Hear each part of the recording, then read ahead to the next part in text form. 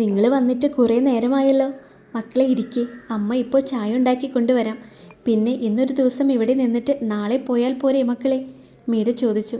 എന്തായാലും വന്നതല്ലേ, ഇന്ന് ഇവിടെ നിന്നിട്ട് നാളെ പോകാം. കൃഷ്ണൻ പറഞ്ഞു.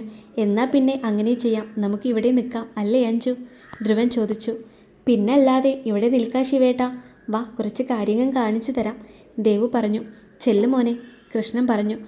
ധ്രുവൻ ദേവുവിൻ്റെ കൈ പിടിച്ചുകൊണ്ട് മുകളിലേക്ക് ഒരു ചിരിയോടെ നടന്നു. ദേവു ഭയങ്കര സന്തോഷത്തിലായിരുന്നു. അത് അവളുടെ മുഖത്ത് എടുത്തു കാണുന്നുമുണ്ട്. ദേവുവിൻ്റെ റൂമിൻ്റെ വാതിൽ തുറന്നുകൊണ്ട് അവൾ ആ റൂമിലേക്ക് കയറി. ഒത്തിരി കാലത്തിന് ശേഷം തൻ്റെ ആ റൂം കണ്ട് അവൾ അവിടെ കുറച്ചു നേരം നിന്നു. ഇതാണ് എൻ്റെ റൂം. ഈ റൂമിലെ ഓരോ ചുവരുകൾക്കും അറിയാം ശിവധ്രുവിനെ ഓർത്ത് കരഞ്ഞിരുന്ന ഒരു പെൺകുട്ടിയുടെ കഥ, ദേവു ഒരു ചിരിയോടെ പറഞ്ഞു. അതോടെ ധ്രുവൻ ദേവുവിനെ അവനിലേക്ക് ചേർത്തൊന്ന് നിർത്തിക്കൊണ്ട് അവളുടെ കവിളിൽ ചുംബിച്ചു. എന്നാൽ ആ ചുവരുകളുടെ അറിവിലേക്ക് വേണ്ടി ഞാൻ പറയുകയാണ്, ആ പെൺകുട്ടിയെ ഈ ശിവധ്രുവ് തൻ്റെ ഭാര്യയാക്കിയിരിക്കുന്നു എന്ന്. കുറച്ചുകൂടെ കഴിഞ്ഞാൽ എൻ്റെ പിള്ളേരുടെ അമ്മയായി അവൾ മാറുമെന്ന് ഞാൻ പറയുന്നു, ധ്രുവ് പറഞ്ഞു. അവൻ്റെ സംസാരം കേട്ട് ദേവു പൊട്ടിച്ചിരിച്ചു. അവൾ അവനെ അവിടെയുള്ള കട്ടിലിൽ കൊണ്ടുപോയി ചെന്നിരുത്തി. ഇവിടെ ഇരിക്കെ, എനിക്ക് കുറേ കാര്യങ്ങൾ പറയാനായിട്ടുണ്ട്, അതൊക്കെ ഞാൻ പറഞ്ഞു തരാം എന്ന് പറഞ്ഞ് ദേവു അവളുടെ അവിടെയുള്ള കബോർഡ് ഡോർ തുറന്നുകൊണ്ട് ധ്രുവനെ നോക്കി. ശേഷം ഒരു ബുക്ക് എടുത്തു കൊണ്ടുവന്നു ധ്രുവൻ്റെ മുന്നിൽ വെച്ചു കൊടുത്തു. അവൻ അതിലേക്ക് നോക്കി. ഇതിൽ ശിവേട്ടൻ്റെ ചെറുപ്പം മുതലുള്ള ഫോട്ടോസ് ഉണ്ട്. എല്ലാം ഞാൻ ശിവേട്ടൻ്റെ വീട്ടിലെ ആൽബത്തിൽ നിന്നും എടുത്തതാ, ദേവു പറഞ്ഞു. ധ്രുവൻ അത്ഭുതത്തോടെ ഓരോ താളും മറിച്ചു നോക്കിക്കൊണ്ടിരുന്നു. അവൻ്റെ കണ്ണുകൾ വിടർന്നു വന്നിരുന്നു.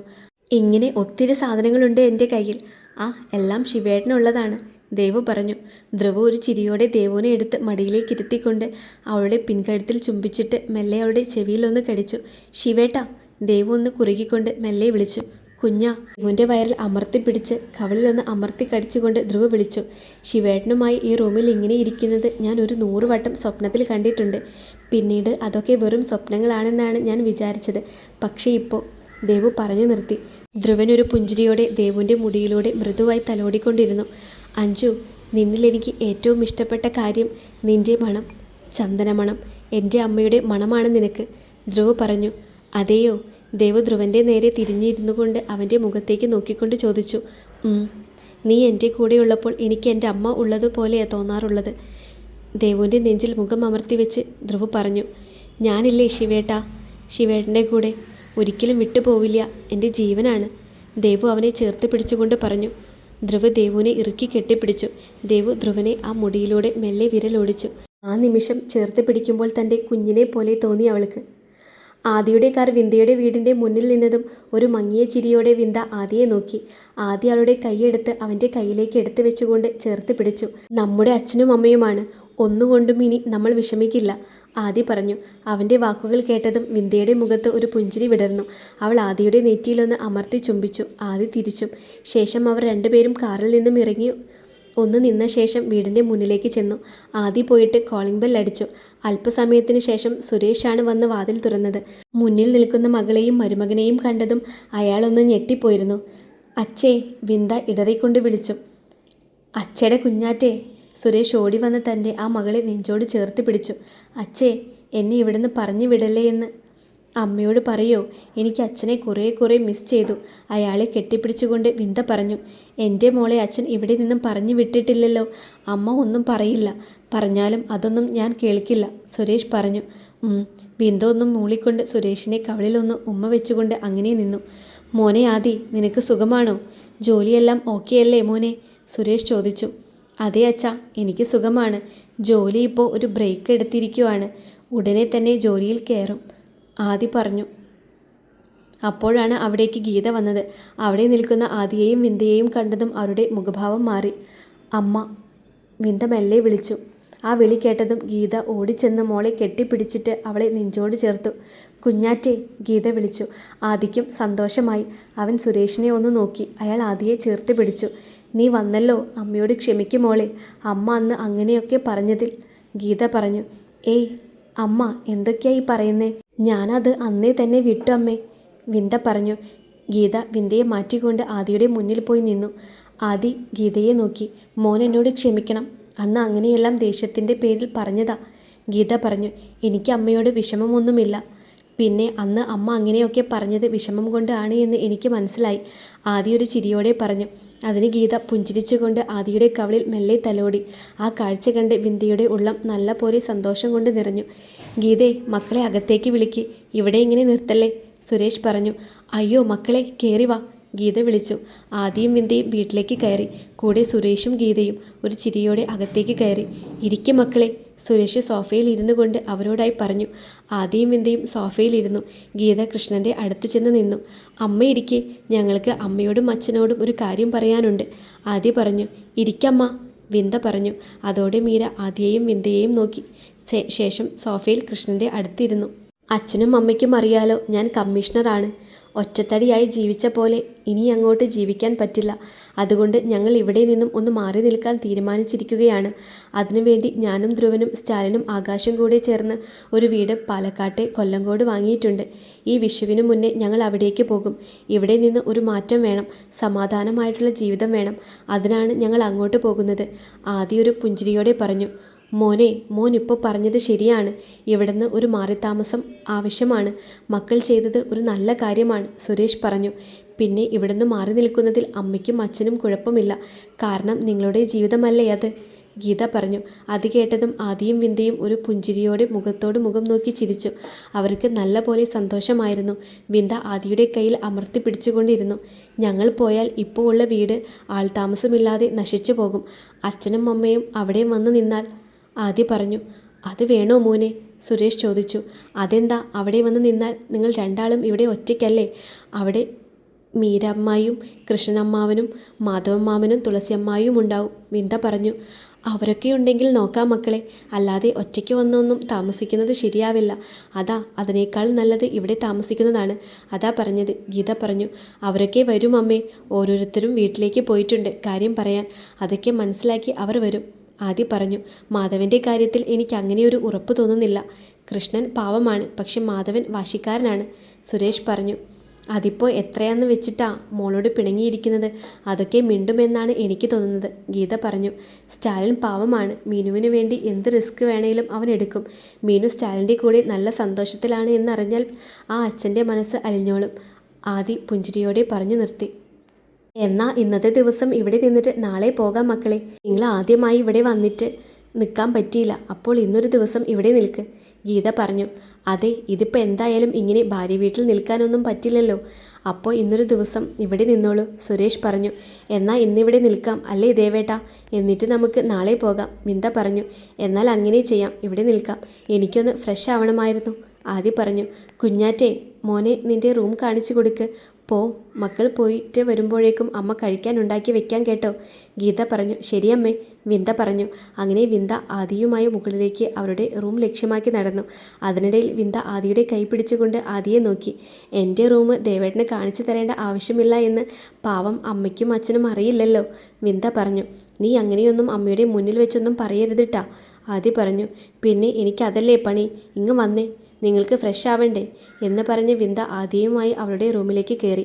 ആദി വാതിൽ ലോക്ക് ചെയ്തുകൊണ്ട് വിന്ധ്യയെ മെല്ലെ പിന്നിലൂടെ ചെന്ന് കെട്ടിപ്പിടിച്ചുകൊണ്ട് അങ്ങനെ നിന്നു.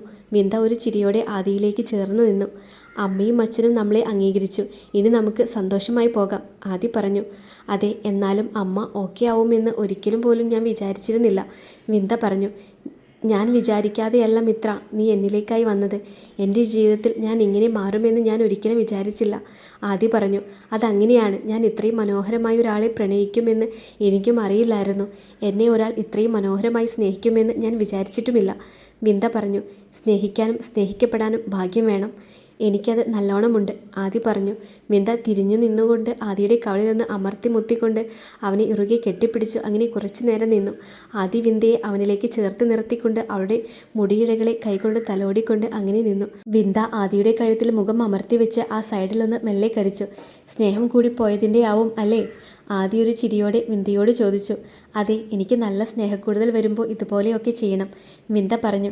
എനിക്കും സ്നേഹക്കൂടുതൽ വരുന്നുണ്ട്, ഞാൻ ഇതുപോലെ ചെയ്യട്ടെ, ആദി ചോദിച്ചു. ഏയ്, ദേവേട്ടൻ ചെയ്യാൻ പാടില്ല, ഞാൻ മാത്രമേ ഇങ്ങനെ കാര്യങ്ങൾ ചെയ്യാൻ പാടുള്ളൂ, വിന്ധ്യ പറഞ്ഞു. അതെന്ത് വർത്താനാണ് മിത്രകുട്ടി, ഇങ്ങ് വന്നേ, ഇന്ന് നിന്നെ ഞാൻ, ആദി വിന്ധ്യയെ കയ്യിലെടുത്തുകൊണ്ട് കട്ടിലിൽ കിടത്തി. ദേവേട്ടാ വേണ്ട, വിന്ദ പറഞ്ഞു. ആദി അതൊന്നും കേൾക്കാതെ വിന്ദയുടെ കാലിൻ്റെ പെരുവിരൽ മെല്ലെ ഒന്ന് ചുണ്ടുകൾ അമർത്തി വെച്ചു. അവൻ്റെ ചുണ്ടുകൾ അവളിലേക്ക് പടർന്ന് മുകളിലേക്ക് വരാനായി തുടങ്ങിയിരുന്നു. അവളിലെ ഓരോ ഭാഗത്തെയും അറിഞ്ഞുകൊണ്ട് ആദി വിന്ദയുടെ ചുണ്ടിനു മുകളിലായി അവൻ്റെ ചുണ്ട് മെല്ലെ വെച്ചതും വിന്ദ അവൻ്റെ ചുണ്ടിനെ വായിലേക്ക് കടിച്ചെടുത്തു. ആദിയുടെ കൈവിരലുകൾ വിന്ദയുടെ കൈവിരലുകളുമായി കോർത്തു വലിച്ചുകൊണ്ടിരുന്നു. അവൻ മെല്ലെ വിന്ദയുടെ കഴുത്തിലേക്ക് മുഖം പൊഴുത്തി അവിടെയൊന്ന് നാവുകൊണ്ട് നുണഞ്ഞു. വിന്ദ പൊങ്ങിപ്പിഴഞ്ഞുകൊണ്ട് ആദിയെ അവളിലേക്ക് കൂടുതലായി ചേർത്ത് പിടിച്ചു വെച്ചു. ആദിയൊരു തലോടൽ പോലെ അവളിലേക്ക് പടർന്നു കയറാൻ തുടങ്ങിയിരുന്നു. വിന്ദ അവനിലേക്ക് മാത്രം ഒതുങ്ങി കണ്ണുകൾ അടച്ച് അങ്ങനെ കിടന്നു. സ്റ്റാലിൻ്റെ കാർ മീനുവിൻ്റെ വീടായ കളരിക്കലിൽ വന്ന് നിന്നു. സ്റ്റാലിനും മീനുവും മുഖത്തോട് മുഖം നോക്കി. ശേഷം അവർ രണ്ടുപേരും കാറിൽ നിന്നും ഇറങ്ങി വീടിൻ്റെ മുന്നിലേക്ക് ചെന്ന് നിന്നു. കാറിൻ്റെ സൗണ്ട് കേട്ടുകൊണ്ടാണ് മാധവനും തുളസിയും പുറത്തേക്ക് വരുന്നത്. മുന്നിൽ നിൽക്കുന്ന മീനുവിനെയും സ്റ്റാലിനെയും കണ്ടതും മാധവൻ്റെയും തുളസിയുടെയും മുഖം ഒരുപോലെ ഇരുണ്ടു. എന്തിനാടി ഈ വീടിൻ്റെ പടി ചവിട്ടി കയറി വന്നത്? ഈ പടി കയറരുത് എന്ന് ഞാൻ പറഞ്ഞിട്ടുള്ളതല്ലേ? പിന്നെ എന്തിനാ ഇവനെയും കൊണ്ട് ഇവിടേക്ക് വലിഞ്ഞു കയറി വന്നിരിക്കുന്നത്? ഇറങ്ങിപ്പോ, മാധവൻ പറഞ്ഞു. മീനുവിൻ്റെ കണ്ണ് നിറഞ്ഞു. സ്റ്റാലിൻ അവളുടെ കയ്യിൽ അമർത്തി പിടിച്ചു. മീനു സ്റ്റാലിൻ്റെ മുഖത്തേക്ക് നോക്കി. സ്റ്റാലിൻ അവളെ ചേർത്ത് പിടിച്ചു. നിങ്ങൾ ഒരു അച്ഛനല്ലേ? ഇത് സ്വന്തം മകളല്ലേ? എന്നിട്ട് എന്തിനു വേണ്ടിയാ ഇങ്ങനെ ഇവളെ പറയുന്നത്? എന്നെ അംഗീകരിച്ചില്ലെങ്കിൽ വേണ്ട. സ്വന്തം മകളെ പോലും നിങ്ങൾ ഇങ്ങനെ പറയുന്നത് എന്തിനാ? ഇവളുടെ വിഷമം കണ്ട് നിങ്ങൾക്ക് വിഷമമൊന്നുമില്ലേ? സ്റ്റാലിൻ ചോദിച്ചു. ഇതൊക്കെ പറയാൻ നീ ആരാ? നിന്റെ അപ്പനും അമ്മയും ഒക്കെ എവിടെ? നിന്റെ അഡ്രസ്സ് എന്താ? ഇത് വല്ലതും നിനക്കറിയോ? മാധവൻ ചോദിച്ചു. ഞാൻ ഇവളുടെ ഭർത്താവ്. എൻ്റെ ഭാര്യ എൻ്റെ കൺമുന്നിൽ വെച്ച് എന്തേലും പറഞ്ഞാൽ ഞാൻ ചുമ്മാതെ നോക്കി നിൽക്കത്തില്ല. പിന്നെ എൻ്റെ അച്ഛനും അമ്മയും ഇപ്പോൾ ജീവിച്ചിരിപ്പില്ല. എൻ്റെ അഡ്രസ്സ് എന്താണെന്ന് നിങ്ങളെ ബോധ്യപ്പെടുത്തി തരേണ്ട ആവശ്യം എനിക്കില്ല. എൻ്റെ ഭാര്യയുടെ അച്ഛനായാൽ മതി. എൻ്റെ അപ്പനാവാൻ നോക്കണ്ട. മര്യാദയാണേൽ മര്യാദ, അല്ലെങ്കിൽ പ്രായമൊന്നും ഞാൻ നോക്കില്ല, സ്റ്റാലിൻ പറഞ്ഞു. എന്നാ കൊണ്ടുപോടാ നിൻ്റെ ഭാര്യയെ. ഞങ്ങൾക്ക് ഇവളെപ്പോലെ ഒരു മകളില്ല. ഞങ്ങൾ അന്നേ ഉപേക്ഷിച്ചതാടാ ഇവളെ, തുളസി പറഞ്ഞു. ഇച്ചായ, നമുക്ക് പോകാം. മീനുവിൻ്റെ ശബ്ദമിടറി. മീനു, കരയല്ലേ, ഞാനില്ലേ നിൻ്റെ കൂടെ. ഇവരാരും വേണ്ട മീനു, വാ നമുക്ക് പോകാം, സ്റ്റാലിൻ പറഞ്ഞു. മരിച്ചെന്ന് കരുതിയതാ. ഇവളെ ഞങ്ങൾക്ക് വേണ്ട, നീ കൊണ്ടുപൊക്കോ, മാധവൻ പറഞ്ഞു. എൻ്റെ കൊച്ചിനെ കരയിപ്പിച്ച തന്നെ എനിക്ക് ഇവിടെയിട്ട് കൊല്ലാൻ അറിയാമേലാഞ്ഞിട്ടല്ല, ഇവളുടെ അച്ഛനായി പോയി എന്നുള്ളത് കൊണ്ട് മാത്രമാണ്. സ്റ്റാലിൻ മീനുവിനെ ചേർത്ത് പിടിച്ച് പറയുമ്പോൾ മീനു അവനെ കെട്ടിപ്പിടിച്ചുകൊണ്ട് നിന്നു. അവിടെ നിന്ന് തിരിഞ്ഞു നടക്കുമ്പോൾ മീനുവിൻ്റെ ആ കണ്ണുകൾ നിറഞ്ഞൊഴുകിക്കൊണ്ടിരുന്നു. അവളുടെ കണ്ണുനീർ സ്റ്റാലിൻ്റെ നെഞ്ചിനെ പൊള്ളിച്ചു. അവൻ്റെ കണ്ണുകളും നിറഞ്ഞൊഴുകി. മീനുവിനെ കാറിലേക്ക് ഇരുത്തിക്കൊണ്ട് അവനും കയറിയിരുന്നു. കാർ സ്റ്റാർട്ടാക്കി ആ വീട് വിട്ടുപോയി. മീനു ഒന്നും മിണ്ടാതെ പുറത്തേക്ക് നോക്കിയിരുന്നു. ആ കണ്ണുകൾ അപ്പോഴും നിറഞ്ഞൊഴുകിക്കൊണ്ടിരുന്നു. മീനു സ്റ്റാലിനെ ഒന്ന് നോക്കി. അവൻ്റെ കണ്ണുകൾ നിറഞ്ഞു വരുന്നുണ്ട്. അവനത് തുടച്ചുകൊണ്ടാണ് ഡ്രൈവ് ചെയ്യുന്നത്. വണ്ടി നിർത്ത്, മീനു പറഞ്ഞു. സ്റ്റാലിൻ മീനുവിനെ നോക്കിക്കൊണ്ട് വണ്ടി മെല്ലെ ഒരു സൈഡിലേക്കാക്കി നിർത്തി. മീനു കോ ഡ്രൈവ് സീറ്റിൽ നിന്നും ഇറങ്ങി ആ കാറിൻ്റെ തന്നെ ബാക്ക് സീറ്റിൽ പോയി ഇരുന്നു. സ്റ്റാലിൻ മീനുവിനെ നോക്കി. മീനു സ്റ്റാലിനെ നോക്കിയില്ല. അവൻ കാറിൻ്റെ ഡ്രൈവിംഗ് സീറ്റിൽ നിന്നും ഇറങ്ങി കാറിൻ്റെ പിൻസീറ്റിൽ മീനുവിൻ്റെ അടുത്തായി ചെന്നിരുന്നു. മീനു, സ്റ്റാലിൻ സംസാരിക്കാൻ തുടങ്ങിയതും മീനു അവൻ്റെ ചുണ്ടിലേക്ക് അവളുടെ ചുണ്ടുകൾ ചേർത്ത് വെച്ചു. മെല്ലെ സ്റ്റാലിൻ്റെ കീഴ്ചുണ്ടിനെ അവൾ നുണഞ്ഞു. ഒരു ഞെട്ടലോടെ സ്റ്റാലിൻ അങ്ങനെയിരുന്നു. ശേഷം അവൻ മീനുവിൻ്റെ ഇടുപ്പിൽ പിടിച്ച് അവനോട് ചേർത്തിരുത്തിക്കൊണ്ട് മീനുവിൻ്റെ ചുണ്ടിനെ നുണഞ്ഞെടുത്തു. ഏറെ നേരത്തെ തീവ്രമായ ചുംബനത്തിനൊടുവിൽ മീനു സ്റ്റാലിൻ്റെ നെഞ്ചിലേക്ക് കിതപ്പോടെ ചേർന്നു. ഒരു പുഞ്ചിരിയോടെ കിടന്നു. സ്റ്റാലിൻ മീനുവിൻ്റെ കൈവിരലുകൾ അവൻ്റെ വിരലുകൾ കൊണ്ട് കോർത്തി പിടിച്ചു. നമ്മൾ മാത്രം മതി ഇച്ചേ, വേറെ ആരും വേണ്ട. എന്നെ സ്നേഹിക്കാൻ ഇച്ച ഉണ്ടല്ലോ, മീനു പറഞ്ഞു. അച്ഛനും അമ്മയും, സ്റ്റാലിൻ മെല്ലെ പറഞ്ഞു. അവർ അങ്ങനെ പറഞ്ഞതിൽ വിഷമമുണ്ട്, ഇല്ല എന്നല്ല. പക്ഷേ അതിനേക്കാളും എനിക്ക് സന്തോഷമുണ്ട്. എന്നെ പറയുന്നത് കേട്ട് ഇച്ച മിണ്ടാതെ നിന്നില്ലല്ലോ. എൻ്റെ അച്ഛനാണെന്ന് കരുതി ഒന്നും പറയാതെ ഇരുന്നില്ല. ആരായാലും എന്നെ പറയുന്നത് ഇച്ചയ്ക്ക് ഇഷ്ടമല്ലല്ലോ. എവിടെ പോയാലും എന്നെ ചേർത്ത് പിടിക്കാൻ ഇച്ചയുണ്ടല്ലോ. എനിക്ക് അത് മതി ഇച്ചേ. ഞാൻ ഇച്ചയുടെ കൂടെ ഉള്ളപ്പോൾ എനിക്ക് ആരെയും മിസ് ചെയ്യാറില്ല. എനിക്ക് എൻ്റെ ഇച്ച മാത്രം മതി, മീനു പറഞ്ഞു. സ്റ്റാലിൻ ഒന്ന് പുഞ്ചിരിച്ചുകൊണ്ട് മീനുവിൻ്റെ ആ മുഖം കയ്യിലെടുത്തുകൊണ്ട് അവളുടെ നെറ്റിയിൽ അമർത്തി ചുംബിച്ചു. ഞാൻ വിചാരിച്ചു നിനക്ക് എന്നോട് ദേഷ്യമാണ് എന്ന്. എൻ്റെ സ്വാർത്ഥത കാരണമല്ലേ അങ്ങനെ സംഭവിച്ചത്, അതുകൊണ്ട്, സ്റ്റാലിൻ പറഞ്ഞു. എന്നാൽ എനിക്ക് അങ്ങനെയൊന്നും തോന്നിയിട്ടില്ല ഇതുവരെ. ഇച്ചായൻ്റെ കൂടെയുള്ള ഓരോ നിമിഷവും ഞാൻ കുറേ ഹാപ്പിയാണ്. ഞാനായിരിക്കുന്നതും ഇച്ചായൻ്റെ കൂടെയാണ്. ഈ സ്നേഹം അത് മാത്രം മതി, വേറെ ഒന്നും വേണ്ട ഇച്ചേ. ഇനി എൻ്റെ ഇച്ച കണ്ണു നിറക്കരുത് കേട്ടോ, മീനു സ്റ്റാലിൻ്റെ മുഖം കയ്യിലെടുത്തുകൊണ്ട് പറഞ്ഞു. ഇല്ലാട്ടോ, സ്റ്റാലിൻ ചിരിച്ചുകൊണ്ട് പറഞ്ഞു. മീനു സ്റ്റാലിനെ അവളുടെ നെഞ്ചിലേക്ക് ചേർത്ത് പിടിച്ചുകൊണ്ട് അങ്ങനെ കുറച്ചു നേരം ഇരുന്നു. എൻ്റെ മാത്രമാണ് എൻ്റെ ഇച്ച, മീനു സ്റ്റാലിനെ നെഞ്ചിലേക്ക് അടക്കി പിടിച്ചുകൊണ്ട് പറഞ്ഞു.